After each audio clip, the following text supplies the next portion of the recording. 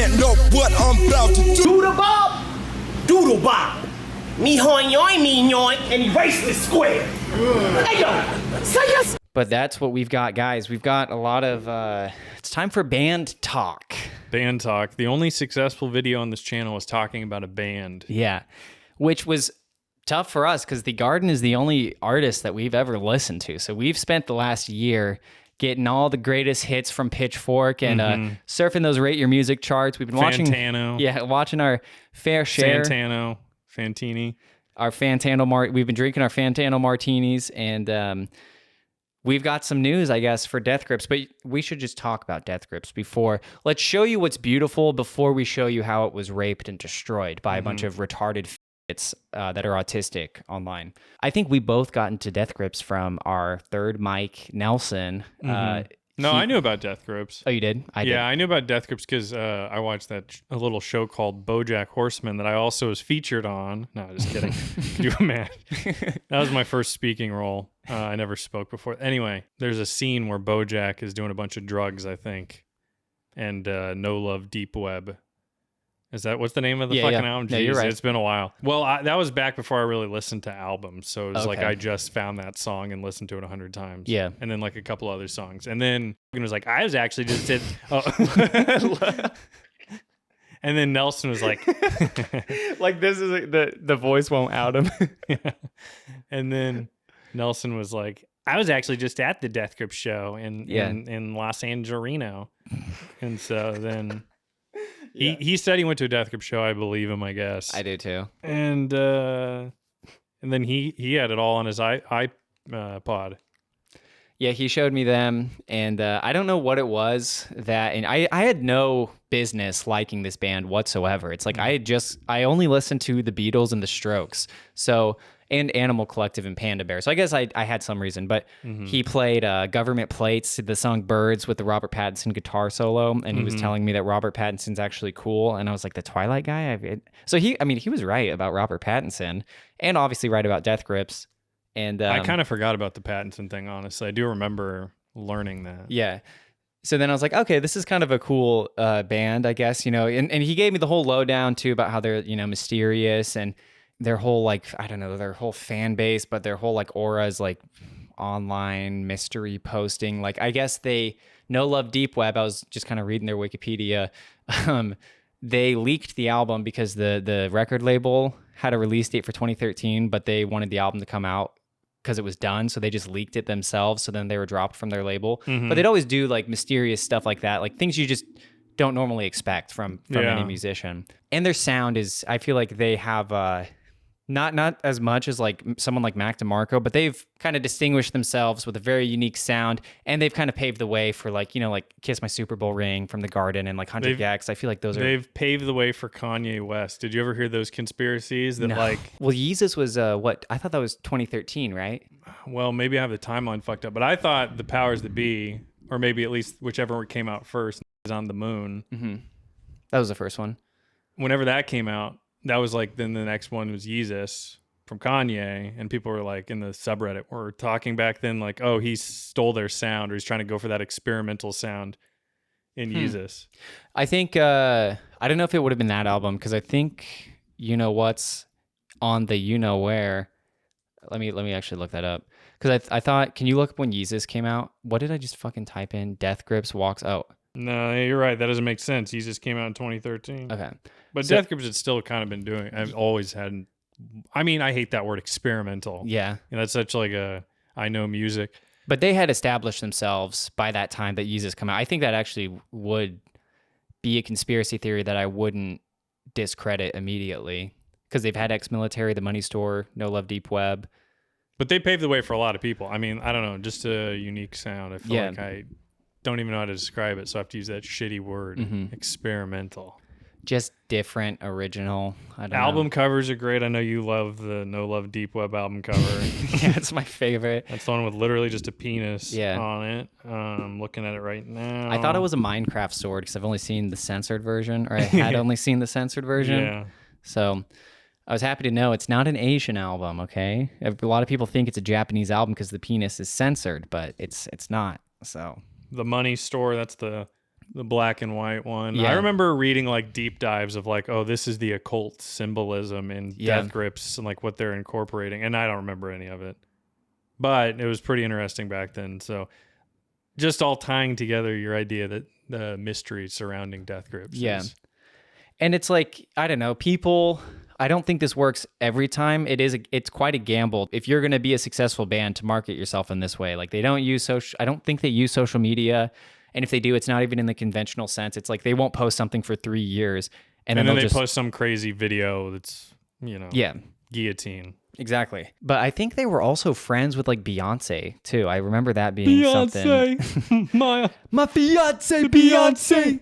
Okay, you feel me? That was like around, I think, government plates and ex-military. So maybe that would fit in more to the whole idea of like Kanye West knowing about Death Grips and being influenced by them. If MC Ride knew Jay-Z's Kanye wife. Just him being Kanye probably means he like is in on stuff. I don't know. He probably knows. Yeah. What's your favorite? Do you have I thought of my top 3. Yeah, I know that the Powers That Be has the, the pitchfork probably 5 out of 5 rating, but it is my favorite. It's probably the only one I've listened to more than 15 times. That one's I guess I don't know if I were to count Powers That Be as one album, that'd be my second. My favorite is Bottomless Pit. I feel like that's the one I've listened to the most, and I just really like it. But I do remember really enjoying both sides from Powers That Be. I think the second side is much better, but I do like the first side with the Bjork samples. It's fun to listen to. And then No Love Deep Web was another one, the third one that I listened to the most.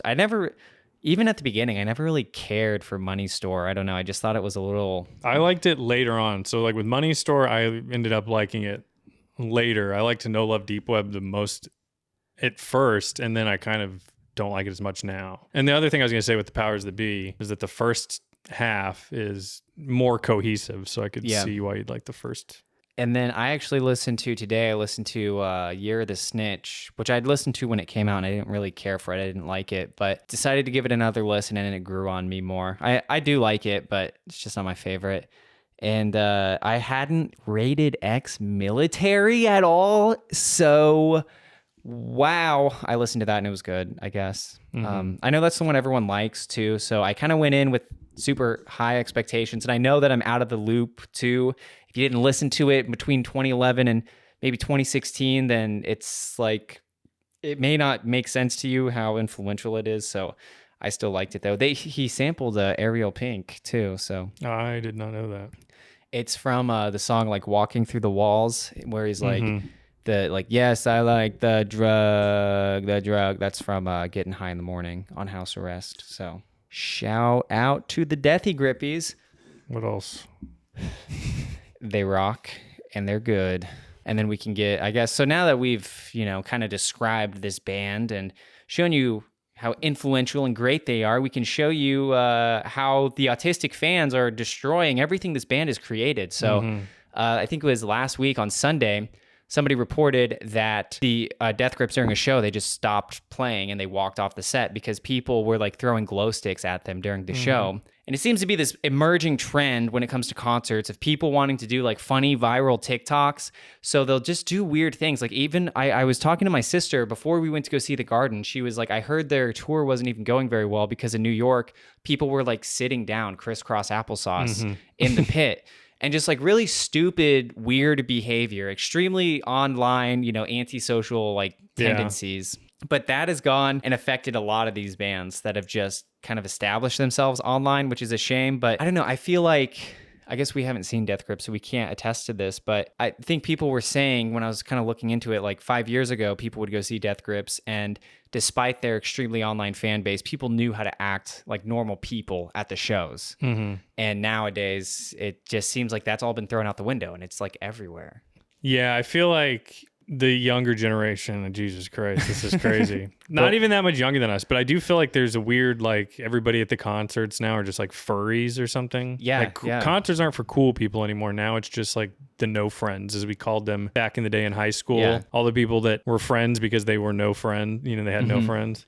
Just like the gayest nerds. Because when we went to the Garden concert, it was just like it was the people that would just dress up like clowns at school for no reason at all. Yeah, to them it was just like another day at the school. Yeah. And then just like I don't know the compulsive liars and what. Remember the girl after the garden show? We were talking to some fans because we wanted to meet him, and she was like, "Yeah, I like Noah, Wyatt, and Fletcher." I was like best friends with his girlfriend. Yeah. And she's like, "I'm actually from LA. I just moved to where you're at to see this show, which is not even close to LA." Yeah, seriously. And Upstate California. Yeah. Yeah, San Francisco.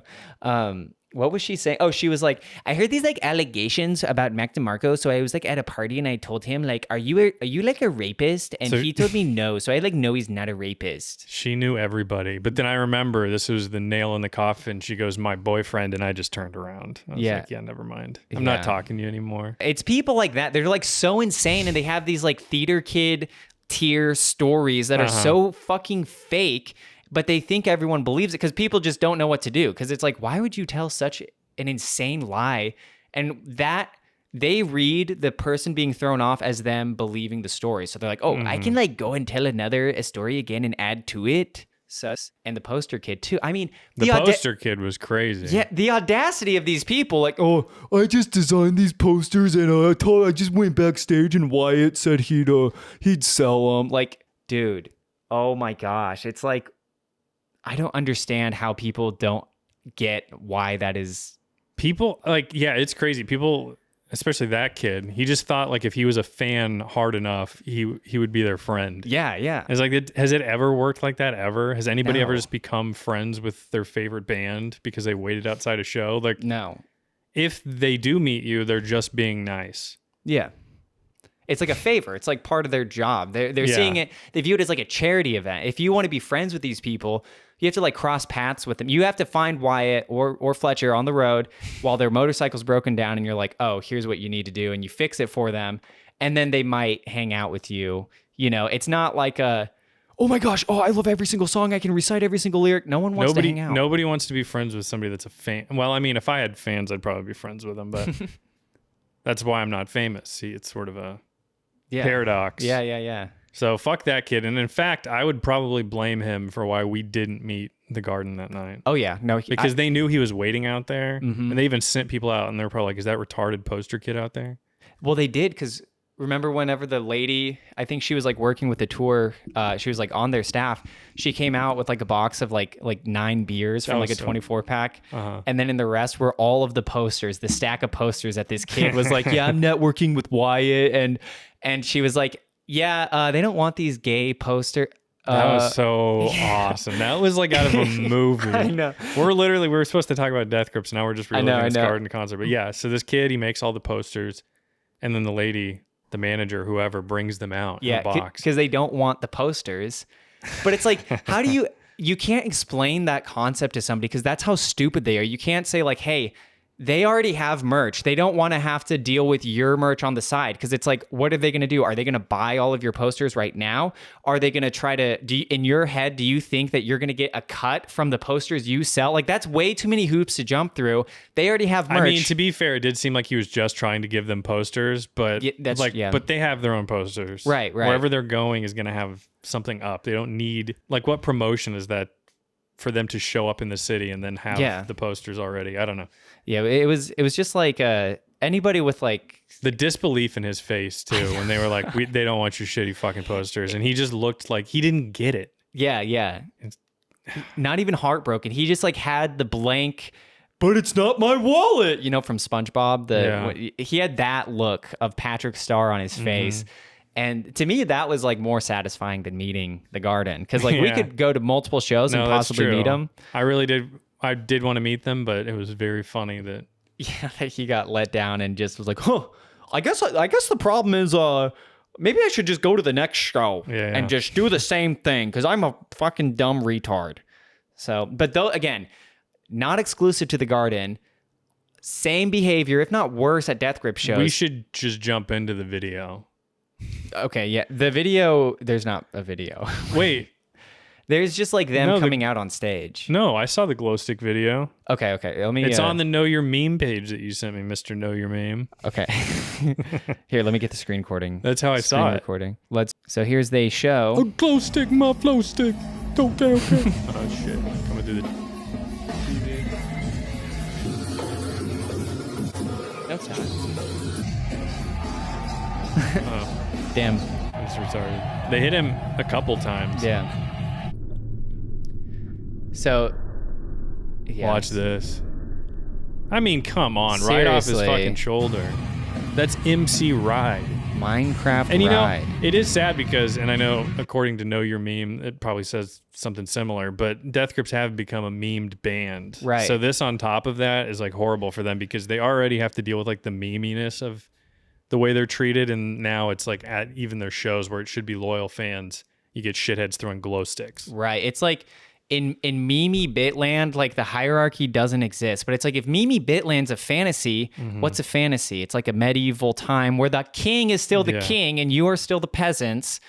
I have no problem going to a show and acknowledging that I'm the peasant and they're the king on stage. You know what I mean? That's just the way the ritual works. Yeah. But then these people think they can like blur the lines and it's like, oh, if I do it's like they think they're doing like water cooler talk with the fucking like the band. And that's the type of attitude they have when it's like, I'll throw my glow stick. And I think the slippery slope too with that meme behavior, it's like the people who bring their 3DSs and they record and it's like, what if I record on the 3DS camera? Sean Penn again. It's bad. And if I record and then it look bad, that'd be funny. Is that actually a thing? People recording Yes. on 3DSs at concerts to be funny? Yes, that is literally what they're doing. Damn. They're dressing up. I have another article that has a good kind of showcase of this like degenerate Twitter behavior. And this is all downstream from Fantano too, by the way. So when he makes his statement, don't be fooled, guys. He is part of the problem. He's responsible for them kind of becoming a meme because anything he covers and pays great respect to, I'm assuming he gave them great respect, yes. becomes sort of a meme. Yeah. Because he used to be he used to have a meme like channel where he would just act in this memey behavior. And he is smart enough to know that's not how you act in real life. But I'm just saying when he comes out with his statement, you know, condemning this behavior, just know he is kind of part of the problem. It's the Eric Andre shooting Hannibal and he's like, who shot Hannibal? Just know he's going to be a little Eric Andre in blackface, which frankly, he should be canceled for. Here's a tweet here saying that someone, pissed on the floor here. So that's another form of this degenerate behavior. And then they're dressing up like Anthony Fantano, to be quite honest. Like, oh, what if I dress like a dummy at the show? So, I don't know. I feel bad for them because it's like... Dude, sorry, I was just going to say the propeller hat I know. to me is like level 1, I'm doing something ironic and funny. Right. Is a propeller hat. And they think that's like, oh, this is going to be so funny. Everyone's going to hold me up at the show. Because I'm doing it ironically. Yeah. I've got the propeller on ironic. It's like, no, that it's not funny because this has already been a thing. Right. I would say, I'm not going to make a race for Mark. Yeah. I almost just wanted to be. And you are not MC Ride's brother.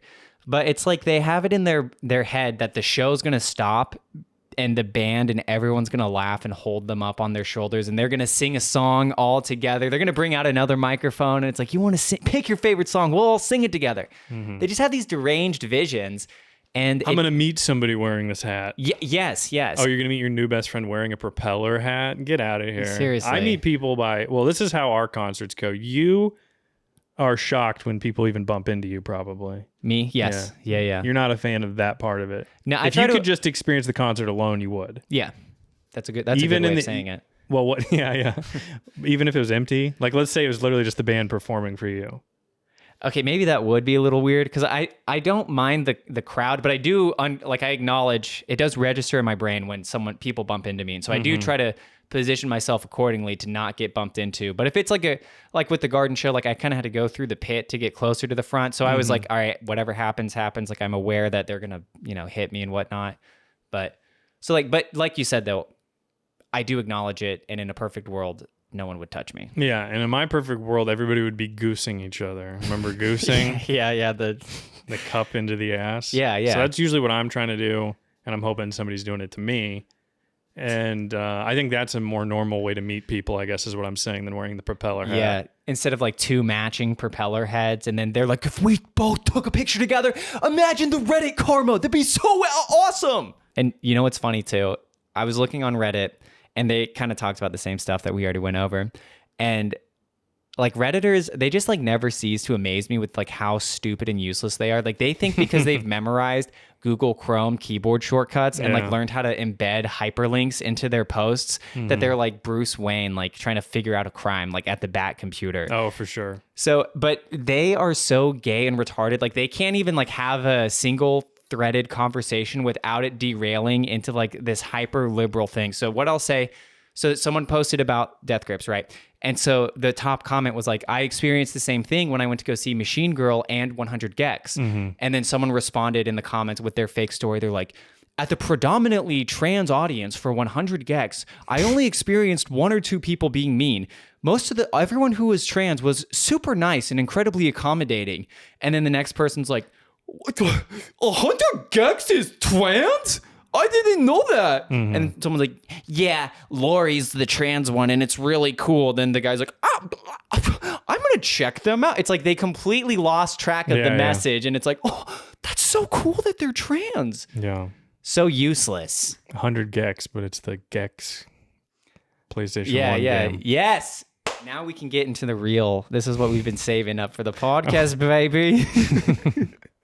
What's the name of that video? We got to go to that next. Okay. Are we done with that? Yeah. Or do you have anything else to say? I don't think so. I just hope that their lives aren't ruined. Just like when I saw The Garden have to deal with a shitty audience, I was hoping like they can get back to normal. I almost wonder, actually, this was my closing remarks, like, do we sniff out the people who are bad at the concerts and try to like bully and harass them? Yeah, like the cart guy. The cart guy. The guy that gets mad at people leaving their shopping carts. Yes. Oh my gosh. Yeah, the cart narc. We just like come with like a bulletproof vest and like a nightstick, and we're just like, whoa, there. You're acting too gay.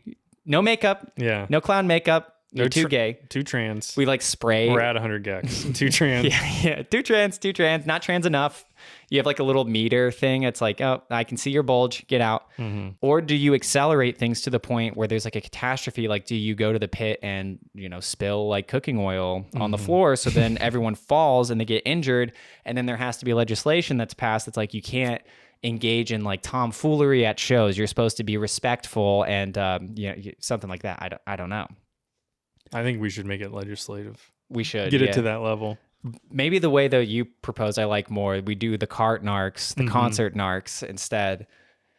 So we're building an army. If you want to be a concert narc, comment down below, and we'll send you a little press kit to get into concerts for free.